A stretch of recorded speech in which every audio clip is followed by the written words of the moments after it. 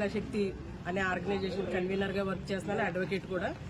నిన్న అంటే 25/12/2025 తేదీన రాజోలు మండలం శివకోటి గ్రామంలో ఉత్సవాలు, ముసలమ్మ గుడి ఉత్సవాలు పేరుతో మైనర్ బాలికలను తీసుకొచ్చి అసభ్యకరమైన నృత్యాలు చేయడానికి అక్కడ ఆలయ ఉత్సవ కమిటీ చేస్తుండగా అక్కడ ఒక మైనర్ బాలిక, రాజమండ్రికి చెందిన పాలపత్తి భవ్య అనే మైనర్ బాలిక అక్కడ అనుమానాస్పదంగా చనిపోవడం జరిగింది.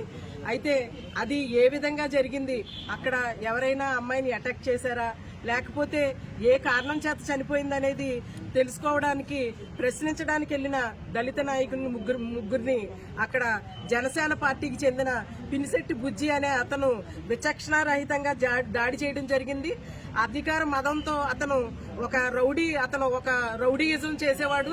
ఇదివరకు కూడా అతని మీద చాలా కేసులున్నాయి. అటువంటి అతను నిన్న దళిత నాయకులపై విచక్షణారహితంగా దాడి చేయడం జరిగింది.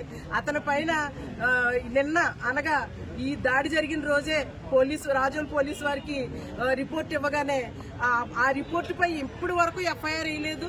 ఎవరైనా బాధితులు పోలీస్ స్టేషన్కి వచ్చి రిపోర్ట్ ఇవ్వగానే వెంటనే ఎఫ్ఐఆర్ వేయాలని చట్టంలో ఉంది. అయితే ఇప్పుడు వరకు అంటే దాదాపు 24 గంటలు గడిచినా కూడా ఎఫ్ఐఆర్ వేయకుండా రాజోలు పోలీసులు నిర్లక్ష్యం చేస్తున్నారు. అంతేకాకుండా ఇదివరకు కూడా అతని మీద SC/ST అట్రాసిటీ యాక్ట్ కింద కేసు నమోదైంది.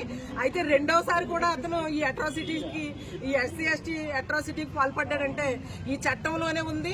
మళ్ళీ అతను ఇలాంటి దౌర్జన్యాలకి ఎస్సీల మీద దౌర్జన్యాలకి పాల్పడినప్పుడు మళ్ళీ కేసు నమోదు చేసి రౌడీ షీట్ వేసి అసలు మండలం నుంచే కాదు, ఆ గ్రామం నుంచి, మండలం నుంచి, జిల్లా నుంచి కూడా బహిష్కరించాలని యాక్ట్ లో ఉంది.